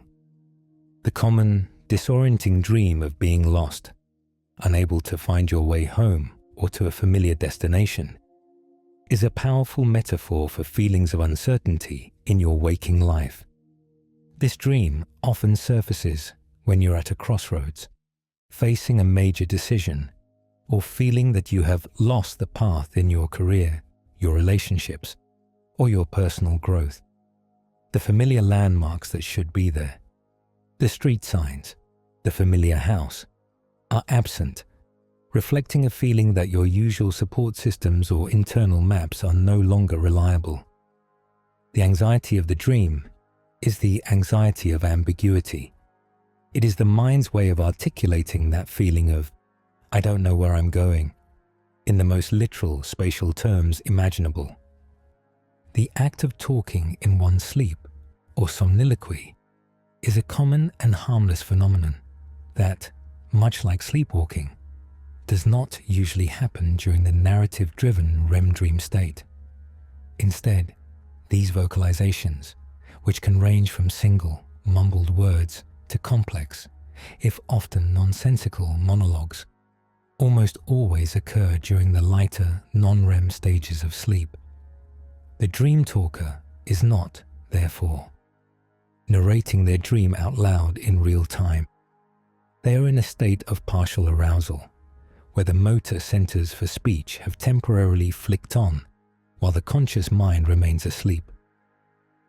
The content is often a jumble of fragmented thoughts, recent memories, and day residue, a brief glimpse into the mind-sorting process, but not a live broadcast from the dream theater. The surreal, melting pocket watches in Salvador Dali's most famous painting, The Persistence of Memory, were directly inspired by an object he observed just before drifting into a dreamlike state.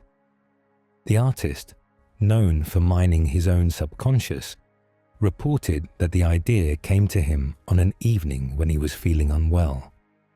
He was staring at a piece of soft, runny camembert cheese that had been left out in the heat. This bizarre, tangible image of something hard and precise becoming soft and fluid, combined with his own hypnagogic, half-asleep state, created the perfect symbolic image.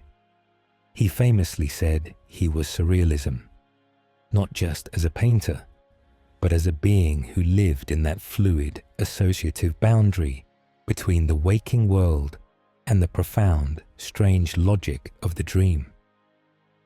The octopus, a creature of profound and alien intelligence, appears to experience a dream state so vivid that it broadcasts its content by changing color while it sleeps. The great, silent depths of the ocean hold mysteries that rival the stars, and few are more fascinating than the mind of the octopus. This solitary, soft-bodied animal has demonstrated a capacity for problem-solving and curiosity that we are only just beginning to understand. For a long time, we associated dreaming mostly with mammals and birds, but the discovery of sleep cycles in cephalopods has opened a window into a truly different kind of consciousness. Researchers observing sleeping octopuses in laboratories noticed something astonishing. The creatures would enter a quiet, passive state, only to suddenly erupt in a flurry of activity. Their entire bodies would flash with changing colors, shifting textures, and their arms would twitch and move, all while their eyes remained closed in a state of sleep. They would cycle between this active sleep and a quiet sleep, a pattern that strongly resembles the human cycle of REM and non-REM. The color flashes are not random. They are the same patterns the octopus uses in its waking life to hunt, to hide, or to communicate. This has led scientists to the breathtaking hypothesis that we are watching the octopus's dream. Perhaps it is reliving a hunt, changing to camouflage as it stalks a phantom crab, or flashing a threat display at a remembered predator. We are, in a sense, seeing a silent movie projected onto the skin of the dreamer, a broadcast from a mind so foreign we can only guess at its narrative. It is a profound, humbling reminder that the inner world, the landscape of dreams, is not an exclusive human right. It may be a widespread property of complex minds, blossoming even in the cold, dark, and silent gardens of the deep sea. The architecture of our sleep is profoundly altered by depression, often involving an overabundance of REM sleep that arrives too early and too intensely. Our emotional well-being in the daytime is inextricably linked to the quiet, restorative work our brains do at night. A healthy mind requires a healthy balance of all sleep stages, moving in a predictable, gentle rhythm. We need the deep, slow-wave sleep to restore the body, and we need the REM sleep to process emotions and memories. But this delicate balance is a fragile one, and it is often the first thing to be disturbed when the mind is carrying a heavy emotional burden. In many individuals experiencing major depression, the sleep cycle becomes disorganized. Instead of waiting for its turn, the REM state, the primary dreaming stage, will often invade the night too quickly, a phenomenon known as reduced REM latency. This can lead to a night that is disproportionately filled with intense, emotionally negative dreaming, while robbing the sleeper of some of the deep, restorative slow-wave sleep. Some older antidepressants, though not designed for this purpose, were found to be effective in part because they suppressed REM sleep, giving the mind a temporary break from this cycle. It is a challenging loop. The depressed mind dreams more, and those dreams, often filled with the anxieties of the day, may only serve to reinforce the negative emotional state upon waking. It is a poignant picture of a mind working in overdrive, a mind that cannot find the off switch for its own emotional processing. The skill of lucid dreaming has been adapted into a powerful modern therapeutic tool for helping people, particularly veterans, overcome recurring nightmares. For someone trapped in a loop of post-traumatic stress, a recurring nightmare is not just a bad dream. It is a re-experiencing of trauma that happens night after night, disrupting sleep and reinforcing fear in waking life. The goal of this therapy is not to stop the dream, but to empower the dreamer. Practitioners are taught to recognize the specific personal tells that signal they are in their nightmare, and from there to achieve a state of lucidity, of knowing they are dreaming. Once this awareness is achieved, they are no longer a passive victim in the narrative. They can consciously choose to change the dream's outcome. They can confront the threat, give it a different face, or simply choose to fly away. This act of consciously re-scripting the nightmare gives the dreamer a profound sense of agency, stripping the terrifying memory of some of its power. It is a beautiful form of psychological healing, teaching the mind that even in its most frightening landscapes, it can still be the one holding the pen.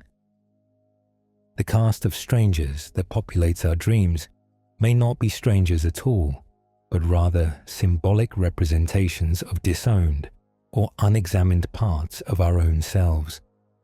The human mind is a complex tapestry, and we often find it easier to project certain qualities, our anger, our hidden wisdom, our creativity, or our shadow aspects, onto an external figure rather than own them ourselves.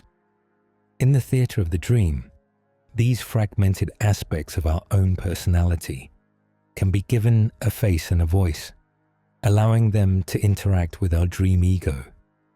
That menacing figure chasing you might be your own unacknowledged drive or fear, and the wise old woman giving you cryptic advice might be your own intuition, dressed in a convenient disguise. Carl Jung believed these encounters were vital opportunities for individuation or becoming whole. By questioning who these strangers are and what they represent, we are invited to reintegrate these lost pieces, to welcome all parts of ourselves back home. The temperature of our physical body and our immediate environment has a direct and measurable effect on the emotional content of our dreams. Our brains are not disembodied computers. They are exquisitely sensitive to the physical state of the vessel they inhabit, even during sleep. Sleep scientists have observed this by subtly changing the ambient temperature of a sleep laboratory. When sleepers are kept comfortably cool, they tend to report more positive or neutral tone dreams. When the temperature is raised to a point of being slightly too warm or uncomfortable, the dream reports often become more anxious, bizarre, or restless, with a higher incidence of unpleasant themes. This is a clear indication of how our physical comfort translates directly into our psychological comfort. Your mind, it seems, is constantly listening to your body, and a body that is at physical ease is the foundation for a mind that can dream peacefully. The first night effect is a well-documented phenomenon in sleep science, where a person's dream patterns are significantly disrupted simply by the strangeness of sleeping in a new place, like a laboratory or hotel. In this unfamiliar environment, the brain remains in a state of heightened, low-level vigilance, a protective evolutionary instinct left over from a time when sleeping in a new place meant potential danger. This watchdog state prevents the brain from entering the deepest, most restorative stages of sleep as readily, and it particularly suppresses the long, vivid REM dream periods. A person's sleep on the first night in a lab is almost always unrepresentative of their normal patterns, which is why researchers often have to discard all the data from the first night. It is a touching reminder of our animal nature, showing that a part of our mind is always quietly standing guard, and that true, deep, dream-filled rest requires a profound sense of safety and home. It is highly likely that fetuses in the womb experience a form of dreaming long before they are born, particularly in the third trimester, when their sleep cycles become more organized. During this period, the fetal brain spends a vast majority of its time in a state that is the precursor to REM sleep, an intensely active proto-dreaming state. They are not, of course, dreaming of school or monsters, as they have no visual memories or complex anxieties to draw from. Instead, researchers believe this state is absolutely vital for the basic construction of the brain. The brain may be test-firing its own circuits, rehearsing simple sensory inputs like the sound of the mother's heartbeat or the feeling of motion. And in doing so, it is literally building the neural pathways that will be necessary for seeing, hearing, and feeling after birth. These first dreams are not stories. They are the fundamental, necessary sparks of a mind wiring itself into existence. The visceral, stomach-dropping sensation of a falling dream is a powerful illusion created by a brief, harmless confusion in our brain's vestibular system. This intricate system, located in our inner ear, is our internal gyroscope, responsible for our sense of balance, gravity, and spatial orientation. As we drift off to sleep, our muscles relax, and the input from this system begins to quiet down. Occasionally, the brain can misinterpret this sudden relaxation as a sign of genuine physical falling. In response, it sends a jolt of alarm, and the dreaming mind instantly constructs a narrative to match the sensation. We are on a cliff, a building, or in an airplane, and we have begun to fall. That heart-lurching, weightless feeling is the brain's own internally generated simulation of G-force, a dream so physically convincing that it often jolts us awake, our hearts pounding from a journey that never happened. The default mode network in the brain, a set of regions that becomes active when we are inwardly focused or daydreaming, may be the very architect that builds our dream narratives.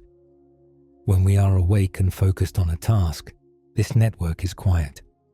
But the moment our attention wanders, it lights up, busily connecting our personal memories, our future plans, and our sense of self.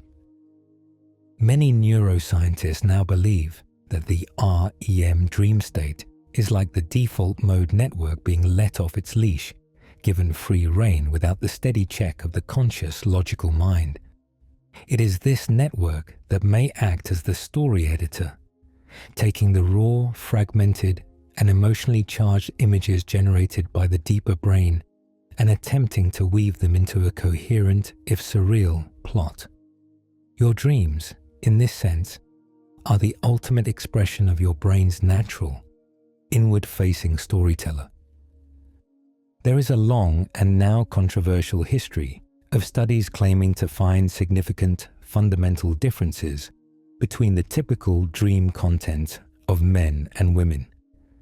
In the mid-20th century, researchers like Calvin S. Hall, who analyzed thousands of dream reports, concluded that men's dreams were more aggressive, more likely to feature strangers, and more focused on outdoor settings and physical activity.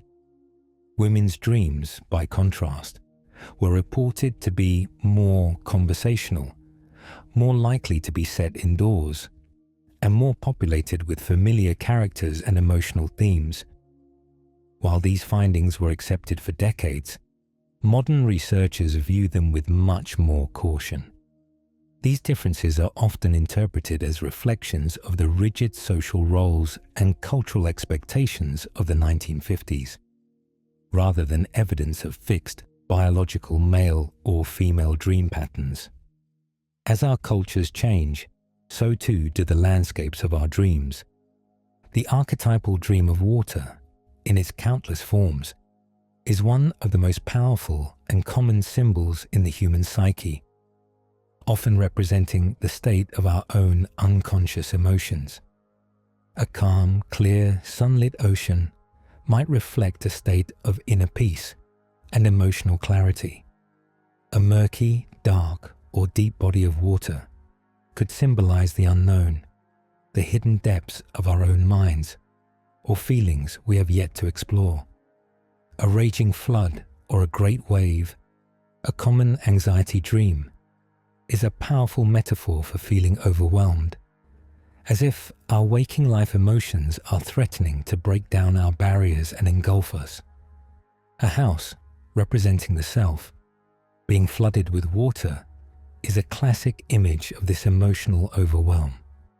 These dreams are a beautiful liquid language, a direct, symbolic report on the weather patterns of our own hearts.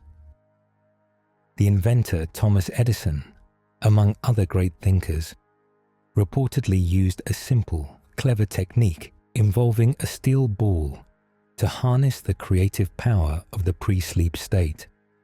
The human mind is not a simple switch, either on or off. Between the bright, focused alertness of the day and the deep slumber of the night, there exists a magical, fluid borderland.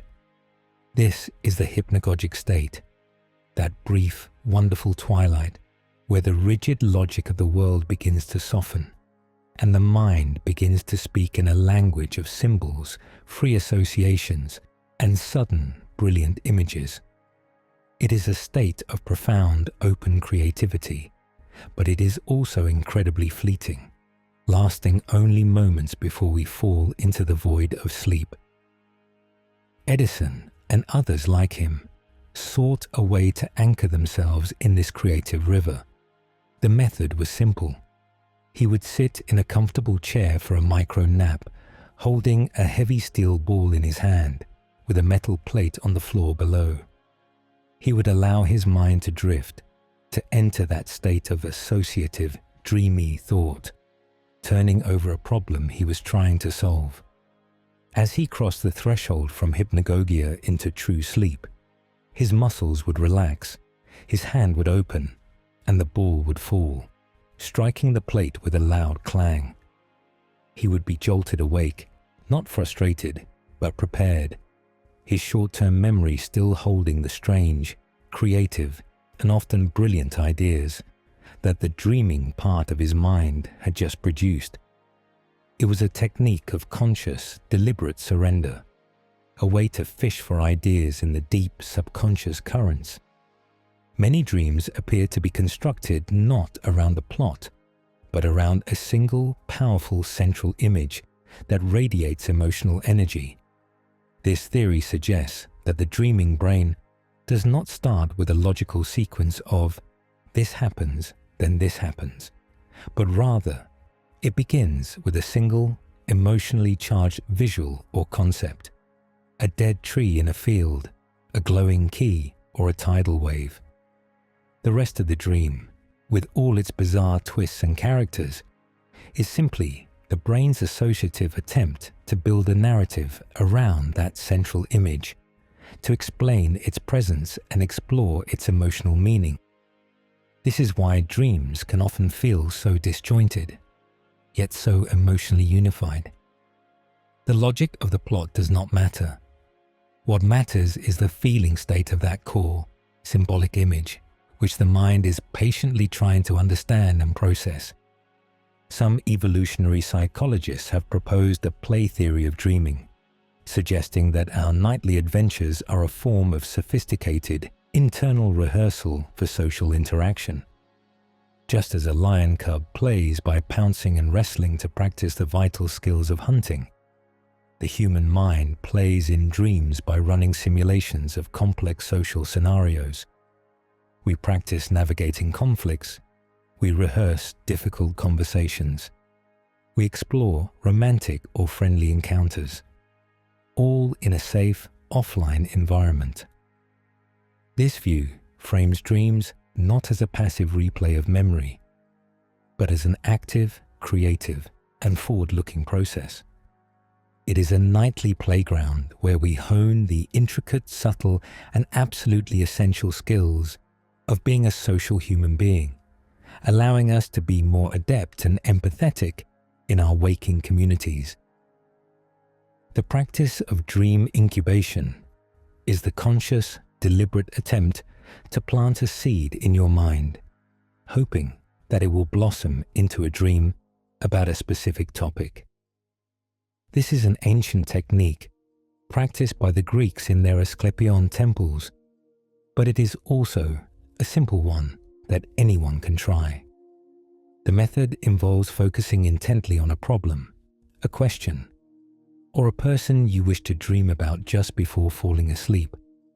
You might write the topic down, meditate on it, or repeat it as a gentle mantra. While it does not guarantee the dream you want, this focused intention makes it far more likely that the dream lag effect will pick up on this day residue as important. You are, in essence, placing a request at the door of your subconscious, asking your deeper, dreaming mind to please turn its wise, creative gaze in a particular direction. The bizarre, distorted, and often unsettling dreams that accompany a fever are a direct result of the body's immune response interfering with the brain's normal function. When you are ill, your body releases a flood of chemicals called cytokines to fight the infection. These chemicals are the heroes of your immune system, but they are not selective about where they travel, and they can affect the brain. When they cross the blood-brain barrier, they temporarily disrupt the delicate neurochemistry of sleep.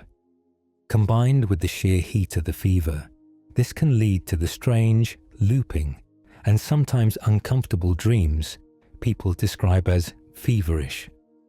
Your dreams feel sick because for a short time, your brain's dream generator is working under unusual conditions, reflecting the body's intense physical battle. The continued fulfillment theory of dreaming, proposed as a modern counter-argument to Freud's wish fulfillment, suggests a much simpler and more direct purpose for our dreams. This theory posits that dreams are not a cryptic symbolic code for hidden, repressed desires. Instead, they are simply a direct, uncensored continuation of the same thoughts, worries, and passions that we were preoccupied with during the day. If you were worried about money, your dream is anxious about money. If you were falling in love, your dream is filled with that person. In this view, the dreaming mind is not a different, hidden self. It is the same self, just operating in a state of high emotion and low logic. The wish is not hidden. It is often the very surface-level plot of the dream itself. The dreams of newborn infants are believed to be profoundly important for the very construction of their brains and their future sense of reality. For the first few months of life, infants spend an enormous portion of their sleep, over 50%, in the active or REM-like state. They are not dreaming of complex experiences, as they have so few. Instead, this intense brain activity is thought to be an auto-stimulation program, a built-in mechanism that provides the developing brain with the stimulation it needs to grow. It is in this state that the brain may be building the architecture for consciousness itself, forging the trillions of neural connections that will one day allow for sight, sound, thought, and even the ability to dream about the world they have just entered. The dreaming mind provides a unique, consequence-free sandbox that allows us to safely explore thoughts and scenarios that would be socially taboo or morally forbidden in waking life. In the dream state, the brain's sensor, the logical and self-monitoring prefrontal cortex, is significantly dampened. This moral holiday allows the mind to play out all sorts of what-if scenarios, including acts of aggression, betrayal, or bizarre social behavior, without any real-world guilt or consequence. This is not a sign of a hidden, dark nature, but rather a healthy and necessary function. It allows the mind to explore the full spectrum of its own potential, to understand its own boundaries, and to process its most primal, antisocial impulses in a contained, private, and ultimately harmless virtual reality. During the REM dream state, our bodies enter a kind of cold-blooded mode, completely shutting down the ability to regulate our own internal temperature.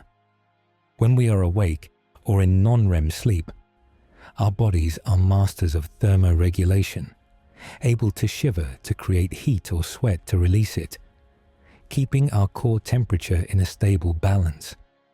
But the moment we enter REM sleep, the brain region responsible for this, the hypothalamus, simply turns off this function.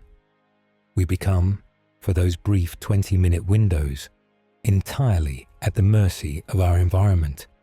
If the room is cold, our body temperature will drift down. If the room is hot, it will drift up.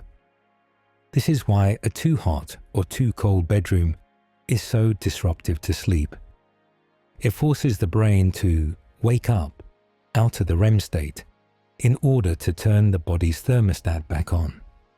And so, our journey through the ethereal, boundless world of dreams comes to a gentle close. We have wandered through the clay tablets of Mesopotamia, listening for the whispers of the gods, and we have walked the quiet, modern laboratories where science maps the sleeping brain.